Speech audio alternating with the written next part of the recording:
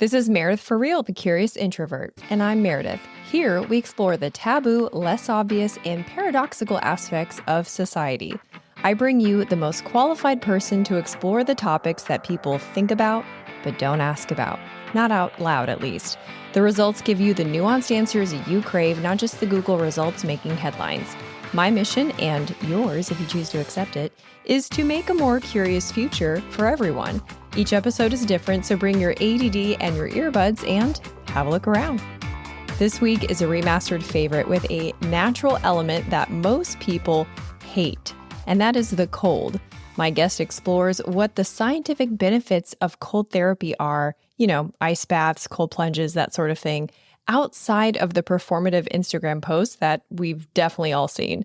He talks safety, how and why a certain kind of stress can make you more resilient to the kind of stress your boss gives you, and interestingly, how the cold can upgrade your memory. If you end up liking this episode and digging Jesse's vibe, you'll also like the one I did with him about breathwork for non-hippies. That's all the way back to episode 61. All right, friends, keep it curious. Have you ever noticed that when you're stressed, your memory is worse?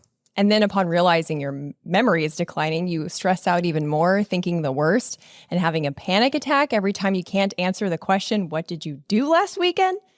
Well, what if the solution was as simple as a cold shower? My next guest is someone who suffered for years from what he calls the modern human condition. Cycles of stress and anxiety burdening our minds and bodies, but accepted as, just the way it is. He found relief and regained his passion for life in the cold. He became one of the first American certified Wim Hof instructors, published 2 books, has a successful YouTube channel, and conducts cold exposure training. You may recognize him from episode 61, where we talked about beginner breathwork techniques. Today, he's going to share practical ways cold therapy might help you chill out and remember some shit. Enthusiastic biohacker, practical ice dude, lumberjack breathworker, Jesse Coomer. Thanks for coming back. Thanks so much for having me. It's good to be back. Does anyone else call you a lumberjack? I get it now and then. It's always a surprise, and I like it though. I'm always happy to hear it. Well, I just love the paradox of what you do compared to I'm from the Midwest too, so that what masculinity is considered in the Midwest, and it's not usually breath work. Although the cold therapy stuff, that is pretty ancestrally spot on, Northern Europe. Yes. I will say it's funny because you will see people of all different walks of life getting in the cold, and it's really hard to predict who's going to take to it really simply and easily and who's going to just really resist. But yeah, so the lumberjacks are not always taking well to the cold, but hey, this one, I got into it. Well, yes, I do want to do a safety disclaimer, but I have to tell you that I am one of the people that hates the cold. It makes me so pissed off, Jesse. It makes me say bad words. It makes me say bad words. Why? Why does that happen to some people? Oh, yes. We're going to talk about that. Let me do a quick disclaimer. Yes, please do. And then I will tell you why it makes you say bad words. Okay. So the quick disclaimer for cold exposure therapy. Cold exposure therapy is safe and effective for most individuals, as long as you're practicing within reason. And we'll be talking a little bit about my book, which gives you some great parameters as far as how to practice safely. But the quick disclaimer is that cold exposure therapy is not for people who have epilepsy, uncontrolled high blood pressure, who are pregnant, or nursing. For everyone else, practice safely. That's a pretty broad scope of people who can practice that, actually. I'm surprised by that. Okay. Yes, I'm sorry for not giving more people the excuse not to. Damn it. People are like, okay, let me listen. Let me listen really closely. But yeah, sorry. No, it's okay. Okay, so why does cold piss me off? Yeah, cold pisses you off because it activates elements within your brain that are specifically what we consider noxious. So not obnoxious. Well, exactly. But even worse, just completely the worst possible anxiety that you can feel. There's two major things that cause you to feel those two things. One is the feeling of suffocation, okay? The other is the feeling of cold. And what happens with the cold is that it causes your brain, so there's a part of your brain called the locus coeruleus. And when a person is exposed to cold, whether it is through cold weather or any kind of cold exposure, the locus coeruleus will secrete a neurochemical called norepinephrine. Now, norepinephrine is something that we do need. It's helpful for attention, for learning, inflammation. It's incredibly powerful anti-inflammatory properties of norepinephrine. However, it is also experienced as extreme anxiety, in many cases, overwhelming extreme anxiety. It is literally your body saying, what the hell are you doing? You're putting me in this thing that is going to kill me. Why? And then it just kind of works it out into a long line of expletives that you'll feel in the shower. That was such a good explanation. Okay. Well, I've had a lot of time to think about it. It was not something that I myself naturally took to. I always talk about my very first cold shower. I got into the cold shower. I turned the knob on the thing. It was straight up cold. And so I always say that it was a lot like in the cartoons where the skin and the skeleton separate, and that's how it felt. And you're getting an enormous amount of information on the largest organ in your body, your skin. And there's a lot of deconditioning that we modern humans have had. And one is that, believe it or not, our species adapted to live in extreme hot and extreme cold. And so our skin has an amazing capacity to deal with these things, but we let it atrophy. And I'm not trying to guilt trip anybody here, but the fact that, we are constantly in temperature controlled buildings and cars and things like that ultimately has led to an enormous amount of our natural physiology completely not being used.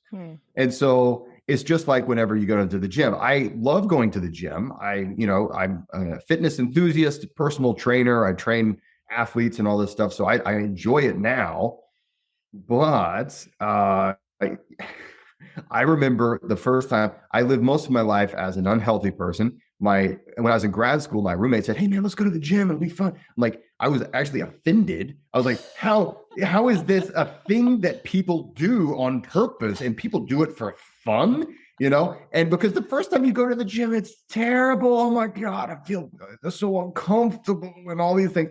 And after a while, you're like, wow, this is really a great thing. And I love to do it. And maybe I even crave it. But that's because the first time you go to the gym, you're experiencing all the effects of all the atrophy of all those muscles you've never used. And you're just like, oh my God, it's just too much. And it's very similar when it comes to extreme cold, especially. It's the same with extreme heat. You can also get norepinephrine release, but the cold, man, it's fast and it's consistent. Okay. So what kind of results, benefit-wise, did you experience when you first started your cold therapy practice? Cold therapy was something that I initially experienced immune system benefits. And that was, I think for most people start in that realm. They're either doing it to improve their inflammation, so they're trying to reduce inflammation, or they're trying to do it because they've heard that it is somehow beneficial for our immune system. Now, this is something that I did initially, and I did notice that especially my seasonal allergies were alleviated. Really? It was amazing. This is something that I was like, what is it exactly that's happening here? Because I was doing breath work, I was doing fitness, I was doing all these other kind of new things. I was really making a lot of changes in my body and mind. And it wasn't until I stopped doing cold training that my allergies returned.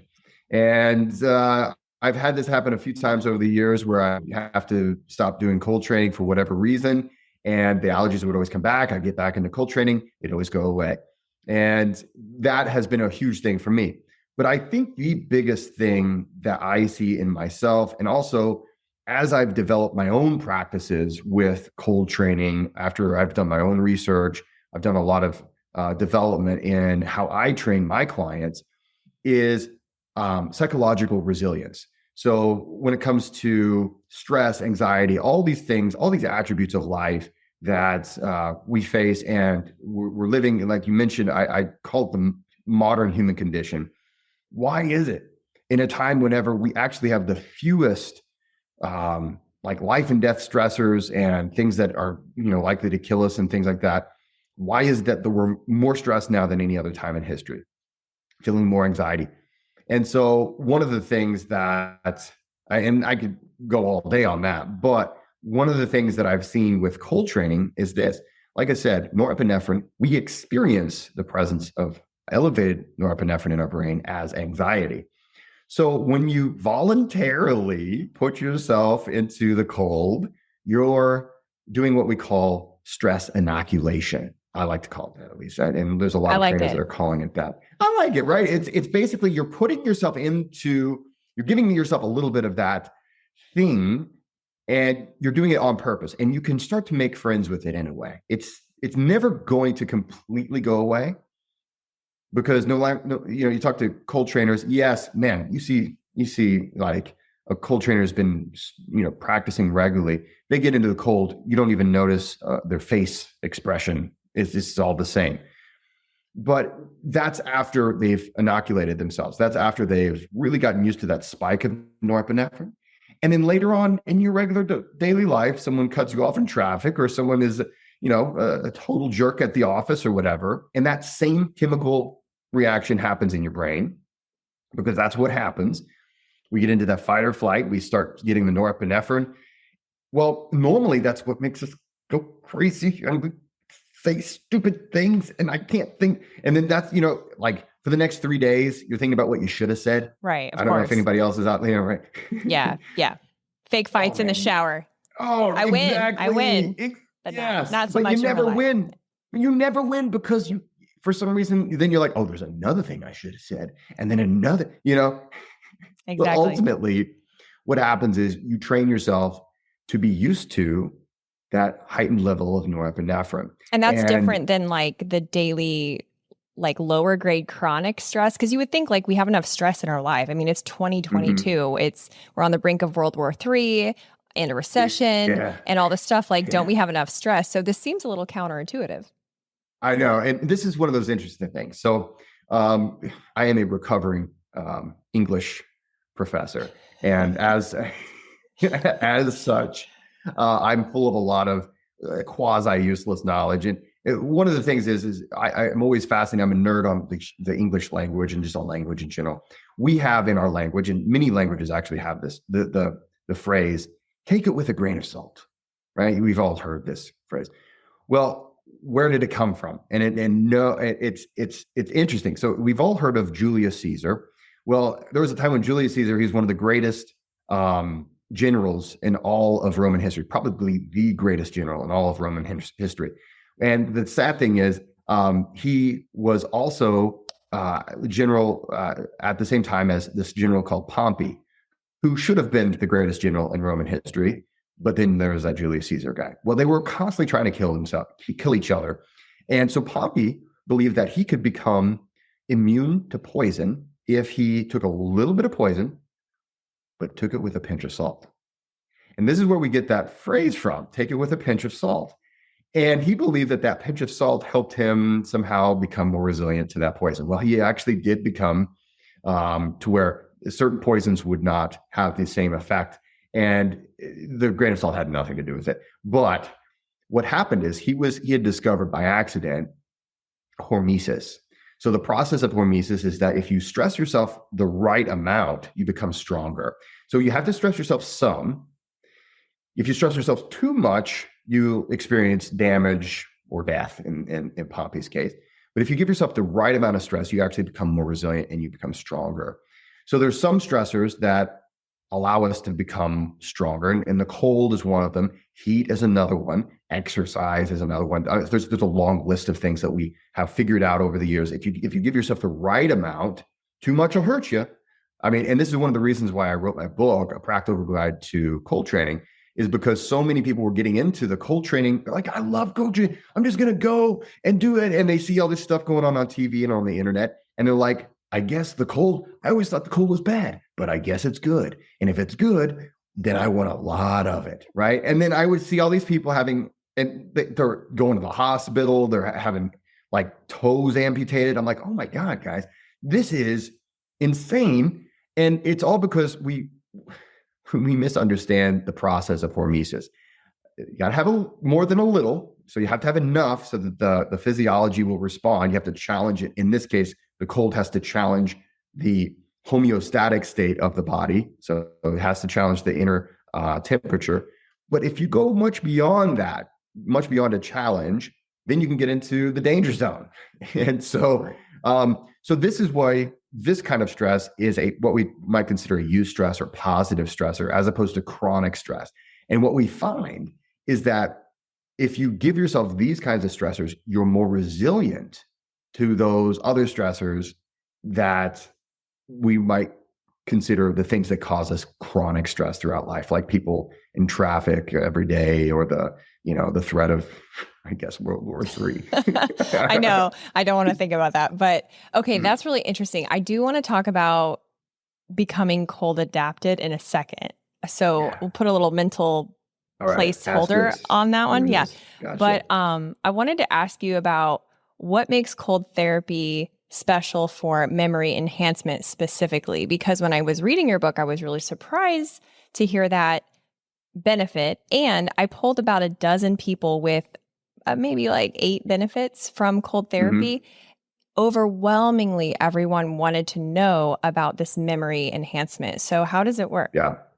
So this is interesting. So it comes back to that one chemical that I've been talking about, norepinephrine. So this is so interesting about norepinephrine. And the same thing that helps us retain memories is also the same thing that can traumatize us. So norepinephrine, the purpose of the locus coeruleus secreting norepinephrine is to enhance our senses, is to improve attentiveness. And if you look at most of human history was hunter-gatherer society, the vast majority. And so when we became under a stressed situation, our autonomic nervous system would kick in. It would go into a heightened state of more like a fight or flight is what we oftentimes call it. But really, we should call it more just a sympathetic dominant state. So there's a lot of different stages there. But what happens is when you start that process, you have norepinephrine increases. So the norepinephrine will increase to help you to be more attentive to the situation, more alert. Now, this is great for our ancestors who wanted to see their enemy or their prey or the jungle cat or whatever before it saw them, hear before it heard them, and smell it before they could be smelled. And so this has always been actually part of our species, kind of a superpower, is that it will make us more aware in the present moment. It puts us more here. Now, that is great. And that's one of the things where if you have low norepinephrine, you're going to notice that, especially when you start practicing cold training, it'll bring it up to a very healthy level. Now, when you have elevated levels of norepinephrine that are very, very high, ultimately, we know that as anxiety. And if it goes high enough, you have an anxiety attack. And if it goes high enough, you may be experiencing trauma. And it may be just ingrained in your memory for the rest of your life. I mean, there's a lot of negative side effects. It depends on the amount. But the interesting thing when it comes to cold training is that it boosts your norepinephrine. It gives you a nice boost. It's consistent. So, for instance, you can, on your very first cold shower, if you were to take that same duration and that same temperature cold shower, it'll be the exact same dose of norepinephrine on the first time as on your 300th time or your 4,000th time.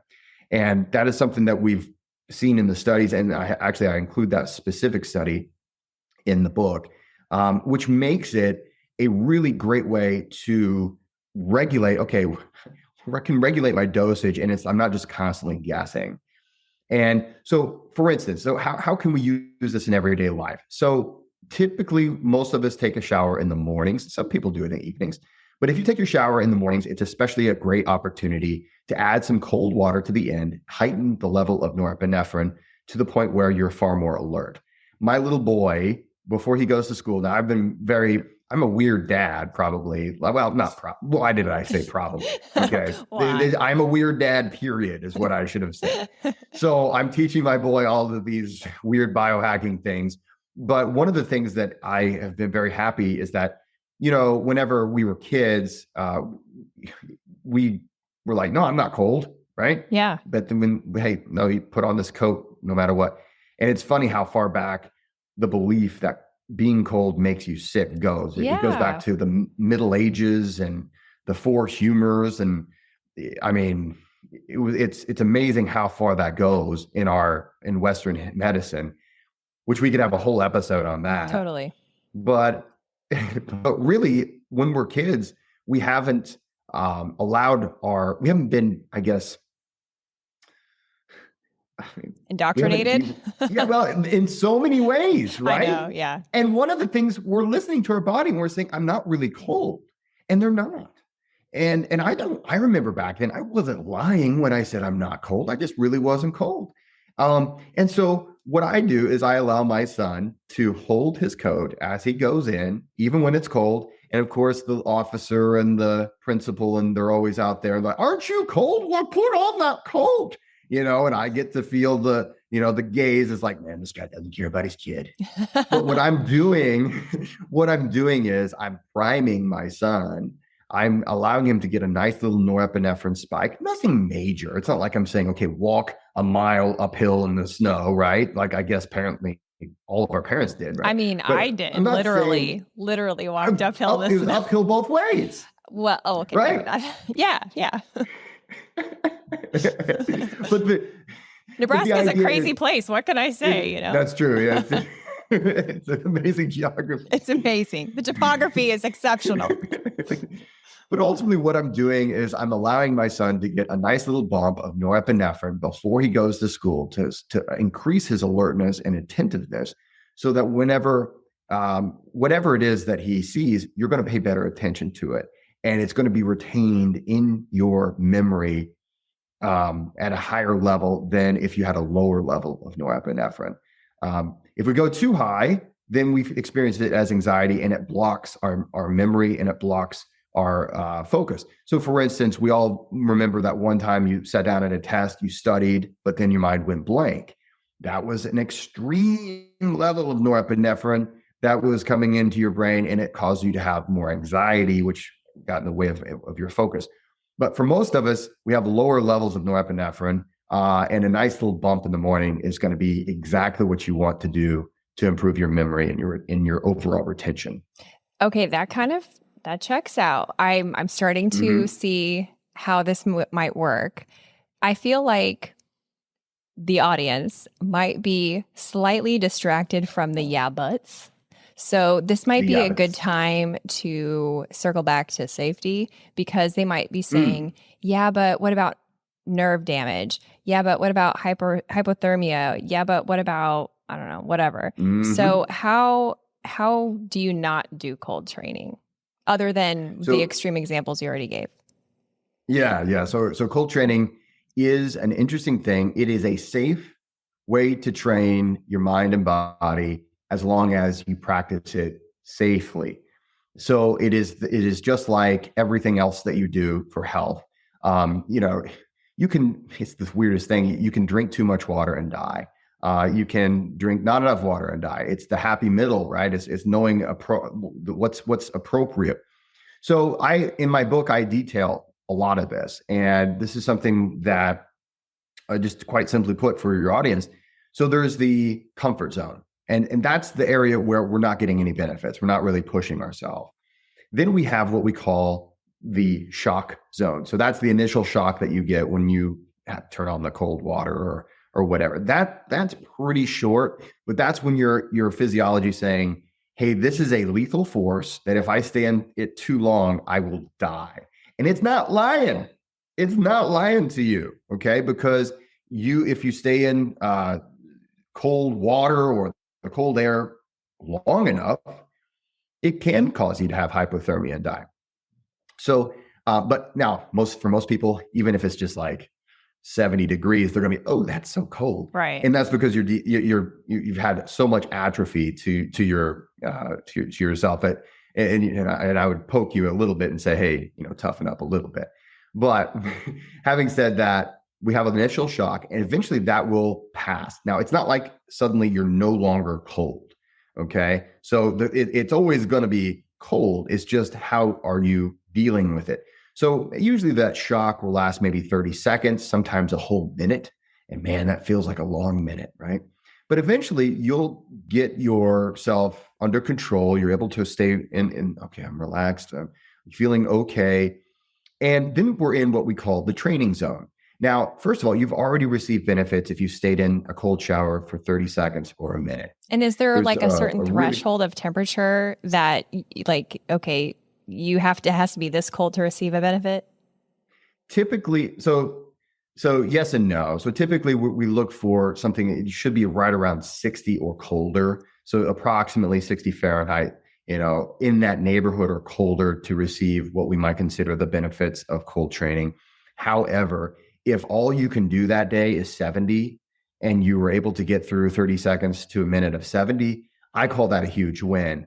And in a way I always will explain it to people is how much weight do you need to lift in order for it to be beneficial, right? So you might have a person going in there and it's a huge challenge to lift 5 pounds. That's enough weight. That's appropriate. You shouldn't be going to 20 pounds or 30 pounds. That will likely overstress you. Now, having said that, if I go in, I need to lift a little bit more than 5 pounds to get any kind of benefit just because of where I am on that spectrum, because I've conditioned myself so that to get some more benefits, okay, I'm going to go a little bit more. Now, the nice thing about the cold is eventually you get to the point where you don't need to go any colder. You don't need to go any longer because, again, that norepinephrine release is the same every single time. You don't build a tolerance to it. But let's suppose the average person, you get in the cold shower, you've moved past the comfort zone, you've gotten through the shock. There's a little time we call the training zone. Now, this is in a cold shower, you don't stand as much chance for negative side effects, except for instance, if you live where I live, in the bitter cold, okay? So the coming months of January, February, March, those months are whenever the tap water is at its coldest. And yeah, you'll want to kind of watch how you feel. But ultimately, we always want to get out of the cold feeling strong. We never want to wait until, I just can't go any longer. I'm shivering. And, we always want to stay in what we call the training zone, because if we get past that, we get to the danger zone. Now, you're not going to get, I get a lot of questions about frostbite. But the place where you're going to get frostbite is outdoor in the air. That's the place to get frostbite. If you're doing straight up snow walking, you might get frostbite or chilblains. If you're doing the cold air stuff, that's where you're going to get the frostbite.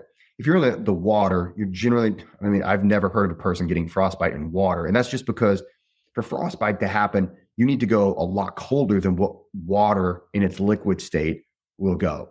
Now, having said that, the main danger for cold water therapy is hypothermia. And in my book, I describe kind of how you can feel your way through. But I always say to err on the side of caution. Remember, this is a practice. It's not a performance. So if you're the kind of person that goes into an all-you-can-eat buffet and you're like trying to, you know what I mean? And you're trying to teach them a lesson like, only $10? I'll eat $20 worth. That is first of all, it's a terrible thing. Just don't do that on any level, right? It's a terrible thing for that. It's a terrible thing in the ice bath. And whenever you take an ice bath, it's a lot of work oftentimes. And you're like, well, I'm only going to be in for a minute and a half or 2 minutes. I feel like I'm going to try to get my ice bath's worth, right? Right, because ice is expensive, and then you buy the ice. Yeah, you paid like $20, $30, and you only have 2 minutes. Yeah, I can see that. So a lot of times, and I've done it before, you're like, nah, I'm going to get a real good one in. And you stay in too long, and you get out, and you're feeling shivering and stuff like that. And what can happen is a few things. One, you can have hypothermia, but what's more likely to happen is the thing we call afterdrop. And that's where the blood that your body was really trying to keep that cooler blood on the surface of your skin. Eventually, it needs to circulate that blood. So it actually stops the circulation on the surface of your skin for a little while, but eventually it has to pulse. And when it pulses, some of that blood goes back to your core and it can cool your core body temperature. And I will just say, as a person who's experienced it many times, it is a miserable experience. And it's very worthwhile to try to avoid. Now, having said that, everybody who's a serious cold trainer eventually will feel it, because we all, at one point or another, we mismanage our thoughts or we're like, I'm just going to stay in a little longer. But ultimately, that is a place where it's like, okay, I need to really be careful. So I go through some protocols in my book on all the different ways you can get in. For instance, okay, a ice chest, or if you're going to go outside to a cold beach and just do a natural thing. All the things that I wish someone would have told me to think about as far as planning ahead.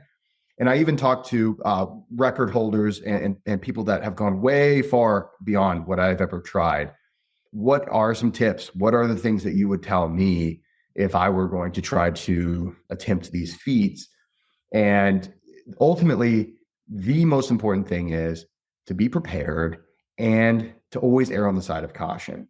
I'd rather go out and not go to the extreme edge of my cold and then go the next day, rather than, oh my God, I pushed myself way too far. Hey, Curiositors, just a quick pause to show gratitude to our sponsors and give you some special deals. This episode is supported by the UWF Historic Trust. You may not realize this, but I record the show in an exhibit in the Pensacola Museum of History. It's called Trader John's. It's a permanent exhibit set up to look like a historic bar from downtown Pensacola. If you are planning a holiday get-together in the Pensacola area and want a unique space to hold it in, have it here, where there's an interesting array of local memorabilia to look at. There's 2 booths, several cocktail tables and chairs, and even the actual bar from the original location. You can learn more at historicpensacola.org. If you like this show, which I'm assuming you do because we're here, I can tell you with confidence that you'll also love The Jordan Harbinger Show. He weaves thoughtful questions in as his guests share seriously incredible stories. I just listened to episode 1018, where guest Phil Elmwood talks about his career as a PR operative for a laundry list of shady government figures. I also really love episode 784 with Rami Romani, who shares incredible stories of ancient and modern day Egypt, including this crazy escape story with him and his wife and the truth about ancient Egyptian curses. If you're interested in hearing from everyone from athletes to hostage negotiators, you'll want to subscribe. You can't go wrong with adding the Jordan Harbinger Show to your rotation. It's incredibly interesting. There's never a dull show. Search for the Jordan Harbinger Show, that's HARB as in boy, IN as in Nancy, GER, on Apple Podcasts, Spotify, or wherever you listen to podcasts.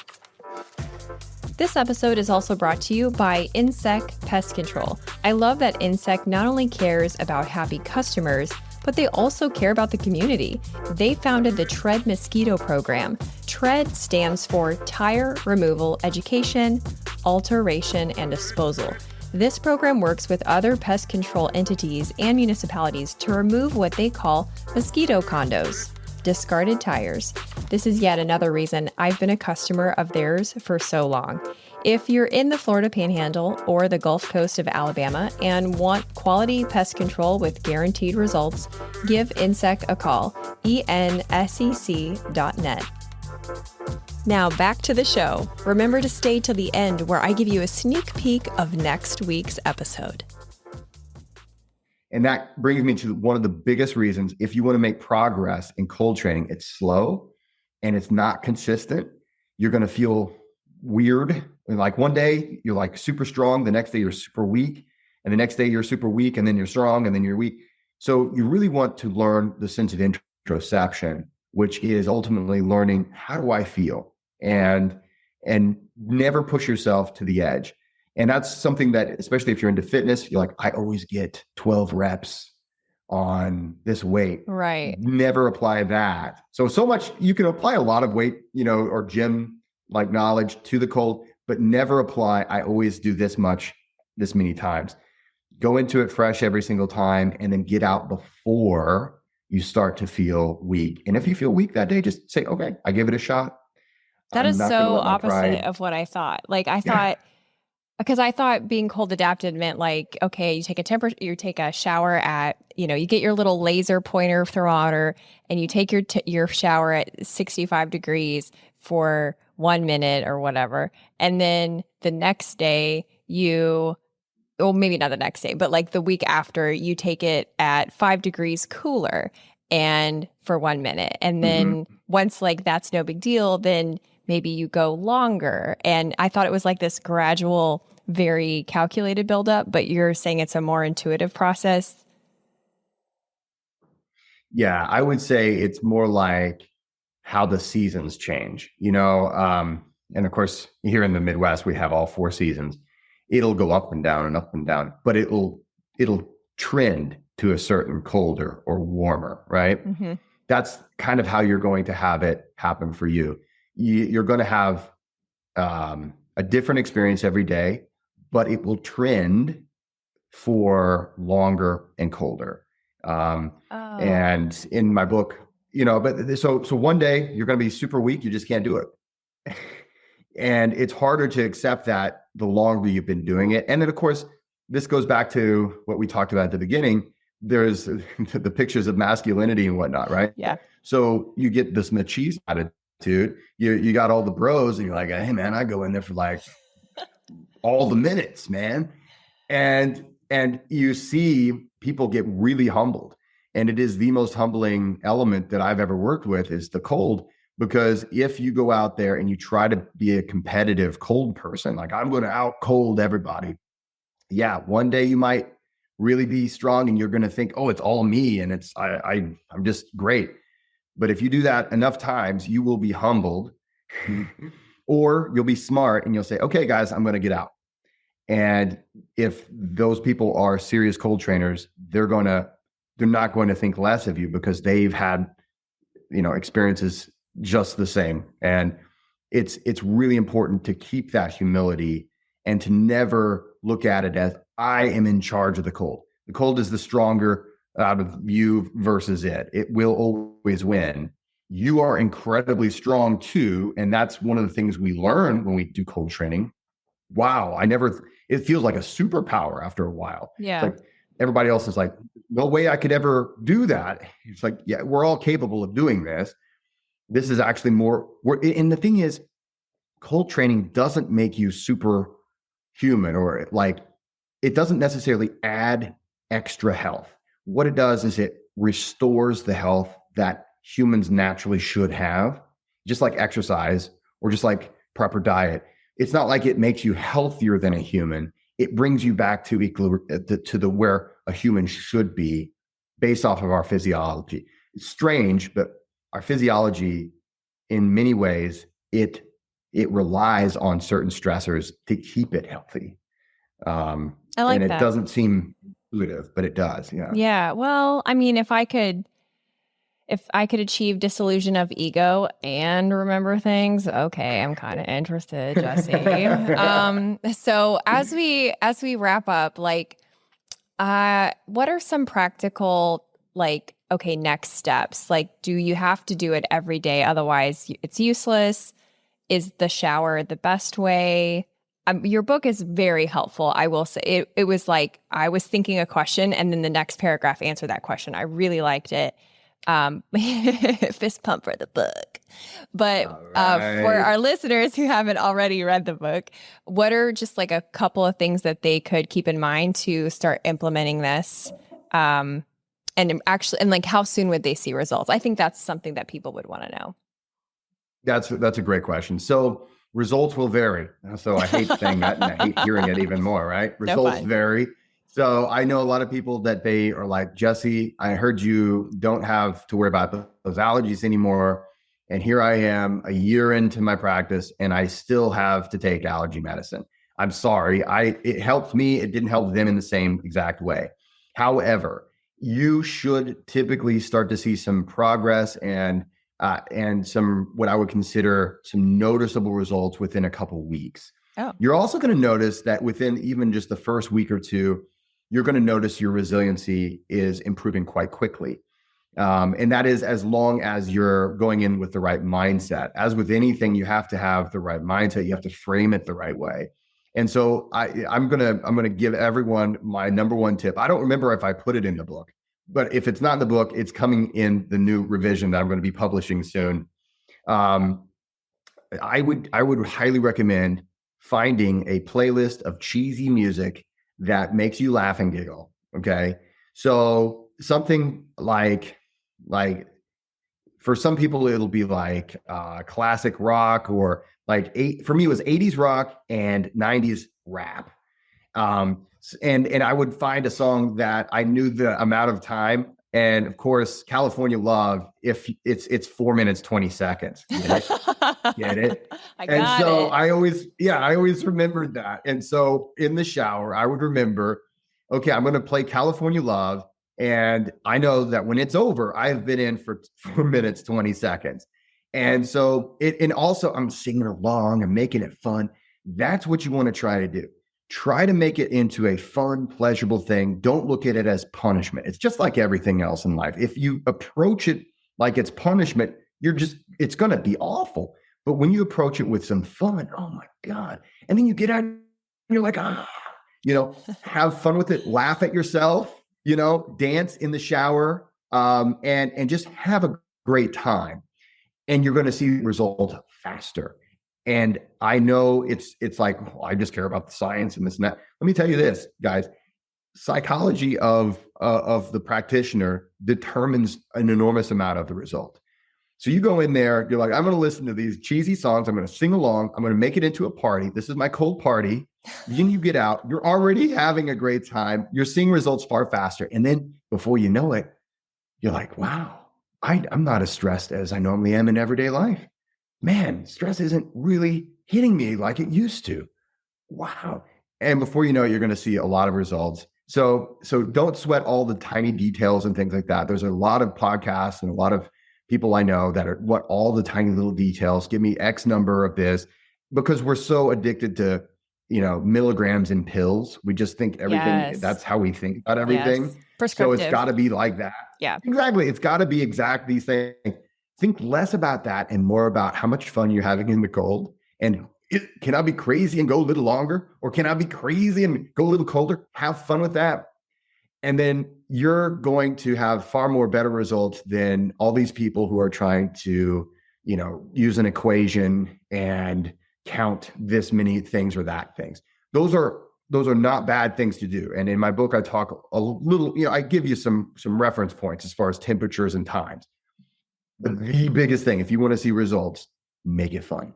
I love that. I think I'm going to sing Baby Shark. Can you just see that? Like Baby Shark. Actually, at some of my workshops, because I'll do a Wim Hof method workshop, and I'll have people they'll sing Baby Shark in the ice bath, and then they have to put a bag of ice and dump it on their heads sometimes. So there's all kinds of fun you can have. I'll just be sticking with the shower. Thank you very much, sir. Tell people where they can find you, where they can buy your book, and engage in social media land with you. Yes. If you would like to find, first of all, if you'd like to find any of the things that I do, you can go to jessecoomer.com. That is JESSECOOMER.com. And find out all the different workshops, retreats, et cetera, that I do throughout the year. All of my books are available on that website as well. And you can just click on the link to my books. If you have an older copy of my ebook, A Practical Guide to Cold Training, when I publish my revised copy in 2023, should come out in March, you'll get a free updated copy of the ebook. So you can get that now. So you can be reading up on it, and then you can get the updated copy, or you can wait to buy it on Amazon, Audible, and all those other places as well. I'm on YouTube. If you just search for Jesse Coomer on YouTube, I have all kinds of content there. And on Instagram, I am at Jesse Coomer Breath. Awesome. Thank you so much. This was amazing. Always a fun time to be here. Thanks for listening. If you liked this episode and love the way that Jesse explains things, you'll love the one I did with him about breath work for non-hippies. That's episode 61. Stay tuned next week to hear how a California man went from city employee to drug addict sleeping on the street, and his take on how to fix California's homelessness problem. Until then, keep it curious.